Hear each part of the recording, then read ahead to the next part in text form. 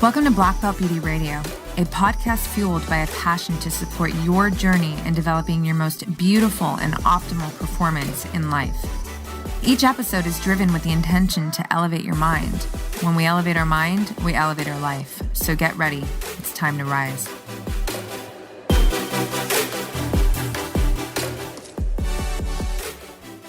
Hey everyone, welcome back to another episode of Black Belt Beauty Radio. In today's solo-sode, I'm going to tease out an Instagram post that is centered around self-compassion. Self-compassion is one of the greatest attributes that we can own and that we can keep fortified in our life. I actually frame self-compassion as a real high-performance tool because self-compassion allows us to be human. It allows us to make mistakes. It allows us to have space to actually live and, make mistakes or fail or be messy or, any of that stuff, because no one escapes any of that, right? So what ultimately makes a difference in an individual is like what we do with that information. It's all just information, right? And I have found that self-compassion applied in my process, in my world, not only helps me to become more of a student in those moments versus just a self-critical, self-judging individual, but I can actually respect myself more in the process as I am learning and moving myself through whatever that situation is that's giving me that information, wherever the failure or the messy or whatever it is, right? It's me not having to be an asshole to myself for me to find the ways at which I can be better. I can actually love myself in those moments too. So I want to actually read this one Instagram post that's centered around self-compassion, and then tease out some of the concepts that I put here. I love creating these episodes where I get to dive into essentially my writing on Instagram. For those of you who are new to the podcast, welcome. I'm so happy to have you here. I hope that you become, if you're not already a part of my Instagram community, I would love for you to become a part of it. My posts are always just very, very intentional. My writing there is always very much channeled in the moment. And the captions are rich. So these styles of episodes just help me to, number one, share my writing with you all. And also, give the opportunity to really tease out what I'm sharing, in my writing, because the subject is so rich and, it's worthy of expanding on the concept that I share in these posts, because I know that the value of the messaging here is going to serve you. That's always the goal here. So let me get into this caption now. Self-compassion is a gangster tool that supports the ability to move through challenges like a fucking boss. I employ it relentlessly in my life. It's at the nucleus of self-love. It's not to be confused for babying yourself. Self-compassion allows you to have hard talks with yourself so that you can learn, grow, and get better. It brings patience into the picture. It keeps you emotionally agile, fluid, and strong. It supports necessary risk for taking growth in life, because you're not going to beat yourself up when it's hard. You're going to cheer your fucking self on through it. Self-compassion gets your ass back up with resilience to keep going forward in your life because you love yourself. And that thing that you're in the arena fighting for means too much to you to quit. So this is one of the main parts of this caption that I want to tease out here, is that self-compassion brings patience into the picture. You hear it a lot. We all have heard it throughout our life, like, be more patient, be more patient. And I'm like, for sure, patience is important.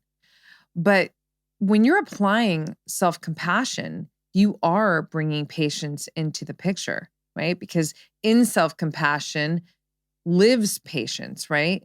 So like, think of, a child, learning and maybe made a mistake and maybe broke something, just as an example. You're going to feel compassionate for the child, right? Because the child's just learning. It doesn't know doesn't know better, right? So what's happening in the same moment is you are being patient with the child. So I'm saying here that when we actually focus on self-compassion, and there's actually a lot more than just patience, but understand that to really, be operating with more patience with yourself, your process, your life, you can do that much easier when you are applying, strong levels of this attribute that is self-compassion.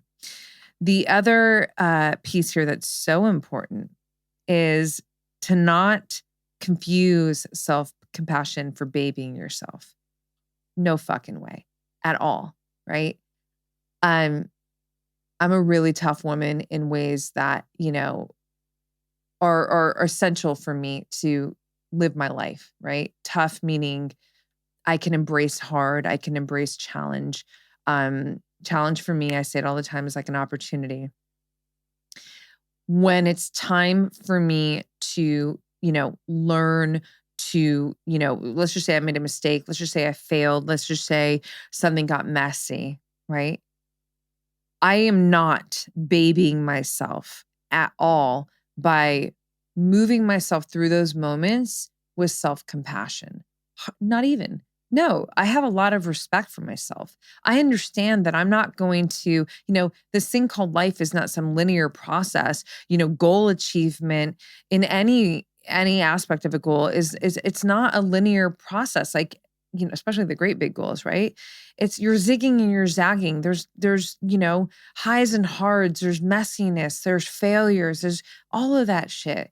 And in my world, I have found that when I can employ self-compassion in these moments with myself, and, it allows me to be honest with myself. It allows me to receive this sort of, internal coaching that I offer myself with love. Like I can say real shit to myself and be honest and face myself, but I'm doing it with self-love. I'm doing it with reverence, right? And this compassion piece is a part of that here. So self-compassion isn't just this like, oh, let me pet you. Like, no, it's not even. It is saying though, again, that, I'm not going to I don't have to, beat you up for you to get the fucking picture or get the point. What I have found is that when an individual is hard on themselves in this kind of way, self-critical and judging, what ends up actually happening, what ends up keeping them from achieving whatever it is that they're aiming for. I mean, it can be like, this is such a common thing in the weight loss journey for people. What happens is guilt and shame arrive to the scene, and fucking that's a wrap. When guilt and shame arrive to the scene, the ultimate roadblocks are put up, and you don't move forward from there, right? So the antithesis to this, guilt and shame coming onto the scene is self-compassion. It's really just saying, first of all, it's embracing this idea that no one's fucking perfect, And I'm not saying like, listen, if you keep repeating some kind of error or mistake, then, be compassionate, but also, again, it's this honesty piece and that's self-respect. To go, okay, what am I doing here? Like, what do I got to figure out so that I can actually make a difference here? Because something's got to change, right? But the guilt and the shame piece, that judgment, that critical voice that comes in, I don't know that to serve anybody, If it serves you, great. You're, I don't know what to say. Awesome. But I am saying that majority of individuals feel more supported to achieve when they feel like they're being, coached or guided with love. And self-compassion is that, right? That's why I say self-compassion lives in the nucleus of self-love. So just to kind of wrap this up a bit, and this is a conversation piece that will continue to come out of me because it's so valuable. it's the ultimate game changer. This is where, when I say, you fighting for yourself, when you fight for yourself versus fighting against yourself, the entire fucking game changes. This is it right here. This piece of self-compassion comes in and helps you move through whatever challenge. If it's a challenge that you've put on yourself, whatever the fucking challenge is, it's you being on your team to help you move through it. It's not you just petting yourself and numbing yourself and quieting yourself. It's you owning up to whatever it is that you need to own up to in that moment, facing it, but you're doing it with love for yourself in the process, right? So self-compassion is a gangster tool, right? Let's just keep it in my terminology. That helps you maneuver through your challenges like a fucking boss. Is there any other way to maneuver through a challenge? Self-compassion provides space for you to be human, for you to just, make mistakes, to come up short at times, to be messy, but to learn from those moments, right? Doesn't excuse them as like, so you can keep, making mistakes or whatever. I mean, we're always going to make them. That's just part of life. But you want to learn from these moments. And when you have self-compassion levels, put into the scene, come onto the scene for you, it really just allows you to actually become a student in those moments versus becoming a critical hard ass in yourself and then inviting guilt and shame to the scene and then ultimately stopping you in your tracks from moving forward in the direction that you want to move. Self-compassion keeps you agile and it keeps you fluid. So again, I've talked about this before, but you want to stay flexible. You want to stay agile. You want to stay, malleable in your process, firm in who you are, in your self-identity ecosystem I talk about frequently, your core beliefs, your core values, your guiding principles, personal standards, personal boundaries, which by the way, when I say firm, I'm not saying that you're a fixed mindset and this stuff doesn't evolve. Of course it does. But there are certain components that like your self-respect, you stand firmly in your self-respect. You stand firmly in the boundaries that help you keep that self-respect intact, right? Self-compassion is what allows you to stay flexible in your process of becoming, a self-actualized individual, of expressing your fullest potential in life. If you don't hold compassion for yourself, then you're likely not going to position yourself to try to take risks, to do things that will stretch you, that will put you onto new levels in your life because you're holding yourself back out of fear of making a mistake, of, feeling some kind of failure. Self-compassion gives you the opportunity to it's like saying, hey, look, I know we're going to fuck up, or I know it might get messy, or I know that, it might not be, I don't know what's going to happen. I know that I'm going to give it my best effort.